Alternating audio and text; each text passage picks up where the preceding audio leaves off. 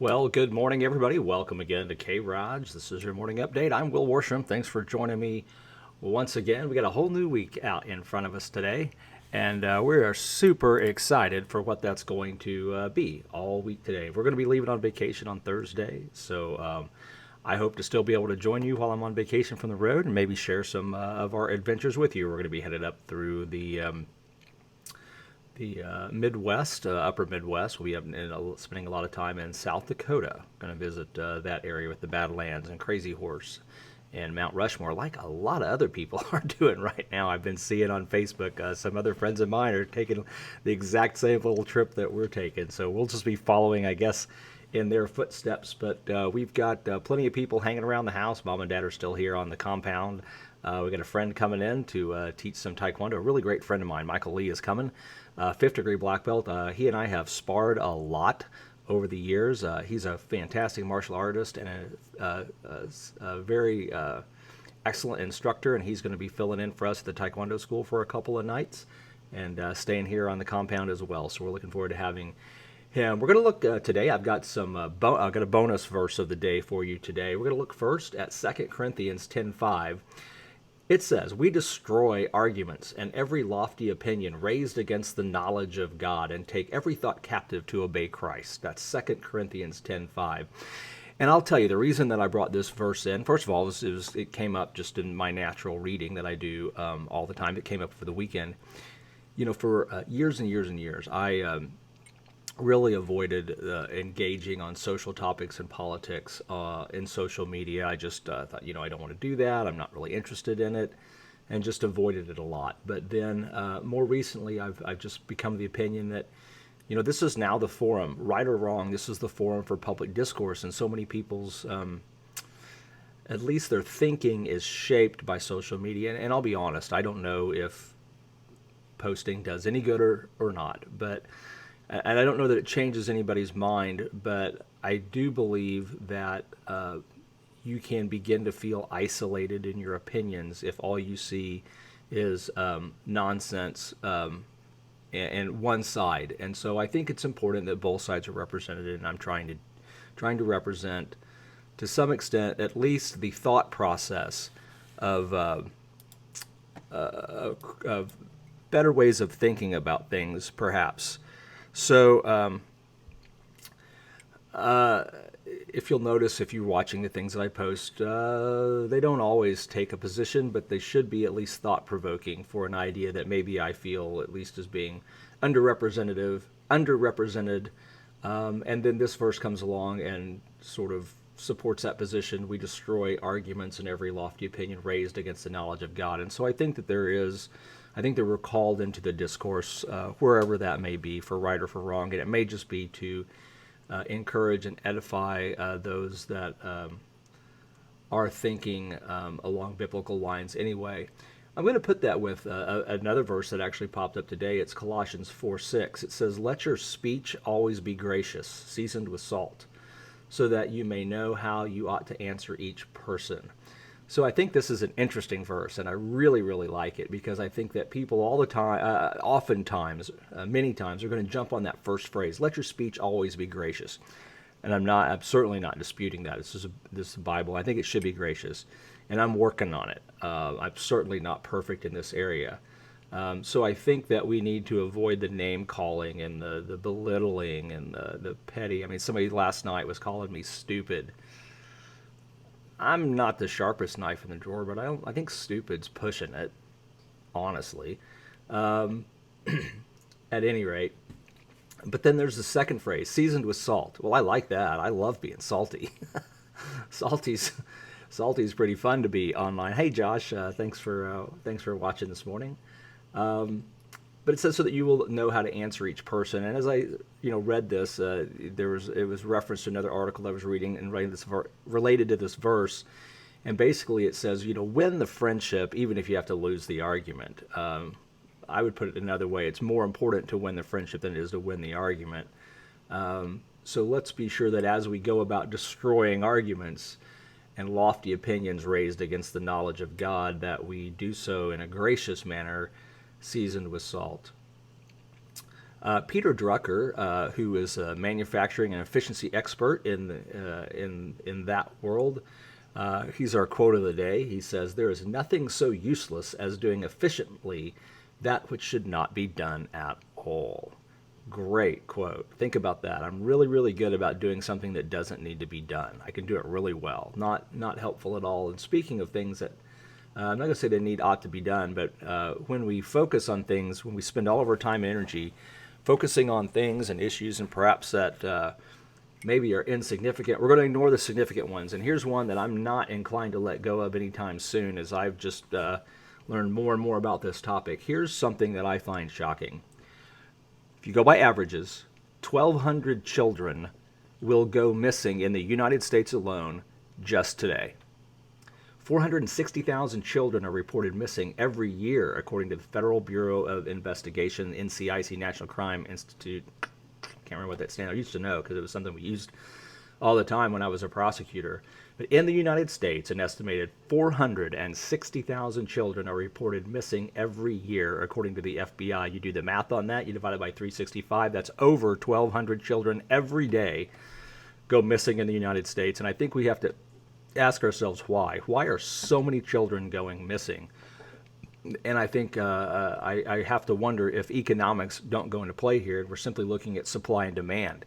And I think if you're going to look at it from that perspective, which I think is a legitimate way to look at it, who is creating the demand for 1,200 children a day? Now, some of them are runaways, some of them are parental kidnappings, some of them are later found, but a significant number of them, if you look at the statistics, are missing and gone and never found again. There are statistics that would show that at least 1 in 6 is for child sex trafficking. If you look at that 6 out of 100, I mean, that's a whole lot of kids every year that are going into this modern slavery. White slavery is what they call it, but it's not just white. It's all children. And I think we have to ask ourselves why. I'm not going to let it go. You can find out more about that at globalmissingkids.org. But this is something. This is more significant to me than any pandemic. I'll just say that. Let's take a look at our weather today. There we go. There's our radar. Looks like most of the nasty stuff has maybe already found its way through for the day. But we'll take a look at it. Scattered showers and thunderstorms mainly after 2 p.m. today. Partly sunny with a high near 90. Heat index values as high as 94. Light and variable wind becoming southwest 5 to 9 miles an hour in the morning. Chance of precipitation is at 40%. Tonight, scattered showers and thunderstorms before 11 p.m. Then isolated showers and thunderstorms after 4 a.m. Partly cloudy with a low around 70. North wind 7 to 9 miles an hour becoming south after midnight. Chance of precipitation 40%. Tomorrow, scattered showers and thunderstorms again, mainly afternoon. Partly sunny with a high near 88. South wind 7 to 11 miles an hour. Chance of precipitation is at 50%. So it looks like we've got a little rain in the forecast. While we're focusing on things with water, check this out. So this is a shark that got eaten by a grouper. Holy cow! So I know you can't see what I'm pointing at here, but so that's the tail of a shark that got eaten by a grouper. And I think that just goes to show you there's always a bigger fish out there, so watch out. Here's a question that, hi Josh, you keep popping up there. Hey Tracy, yeah, absolutely. And thanks for helping and promoting to Hope for Justice to stop the trafficking. We need to do that. Here's a question I have for you. As I'm looking at all this debate, I heard that the Senate's coming back in for another session. They're going to talk about a number of things, but one of the things that they're going to talk about in Washington D.C. is schools opening, whether they should open or not. I don't want to weigh in an opinion on whether schools should open or not, but I'll just say this. Why does everything have to be answered in Washington, D.C.? Do you really think there's a one-size-fits-all solution for these issues for the entire country, and that Washington, D.C. is the place to make that decision. I don't. And our founding fathers didn't think that. That's why we have 50 different states with 50 different governors and 50 different legislative bodies all of their own. And that's why those states have their own counties, and those counties have their own school districts. You know, the best people to make the decision about whether the Logan Rogersville school should be open this fall are the people that live and work in Logan Rogersville, not the people in Washington, D.C. And it's nonsense that we continually keep kicking these decisions up to Washington, or quite frankly, allow Washington to dictate these decisions for us. It's nonsense. They can't make the best decision for us. They have no idea what's going on here. They have no idea if we're social distancing, if we're wearing our masks, or whatever it is that's going to help stop this virus from spreading. They have no idea what type of local precautions that we can take to keep our kids and our families safe. Thanks, Tracy. I'm glad to hear you on here chiming in this morning. And this, you know, I think that I'm happy that this is coming up, because this is a perfect example of why government and Washington, D.C. is out of control. They're trying to tell our local school districts whether we should open or not with zero information. None. No specific information about how well we're able to do that and keep people safe. It's nonsense. And I appreciate the opportunity to point it out that it's nonsense, because hopefully people will be able to see that it's nonsense across the board. There are thousands, if not hundreds of thousands, if not millions of decisions that are made for you as an individual about your town, about your neighborhood, your state, your county, that is made at the federal level, that has no business being made at the federal level, because you and your neighbors are far more equipped to make those decisions for yourselves than the politicians in Washington. So hopefully we'll be able to use this as an opportunity to take back some of those decisions from Washington to ourselves and our local community. Final note for the day, Kentucky Fried Chicken has released its plan to sell you and feed you 3D printed chicken nuggets. Have you ever seen a 3D printer? I've only seen them use in person, use plastic, but I think they've got some that can do metal. But basically you feed this raw material, plastic, whatever it is, into this machine, and you give it a 3D pattern, and it builds it, basically.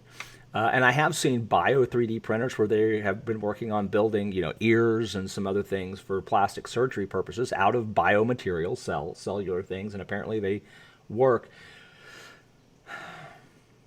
I'm not scared of a lot of things. There's not a lot of things that will put me off my feed, but I don't know about this. According to the press release, 3D Bioprinting Solutions, on behalf of Kentucky Fried Chicken, is working on developing additive bioprinting technology using chicken cells and plant material, allowing it to reproduce the taste and texture of chicken meat. So I don't know how all that works. Me too. Diane and I don't agree a whole lot on food too often, but I think we both object to the nugget, the bioprinted nugget. I don't know about that. I don't like it. That's like Franken chicken to me. I don't think I'm going to be too crazy about bioprinted chicken nuggets. I think at some point I like my meat to have had a face, and if it's not had a face, I don't know that I want to eat it. We'll leave you on that. Thanks for tuning in this morning. I hope you enjoyed this show. I don't know that there's a shortage of chickens, Tracy. I agree, Carmen. That's a no. Thanks everybody for chiming in. I'm going to get out of here and get to work for the day. I appreciate it. I will not be able to be with you tomorrow on K-ROG in the morning. I've got a court hearing I have to attend, and I won't be able to make it. But Tom and Chris and Lauren are all going to be there, and I think they've got something really special in store for you. So be sure to tune in tomorrow morning at 7:45, K-ROG TV, right here on Facebook, YouTube, and Twitch. And we look forward to seeing you soon. Thanks, everybody.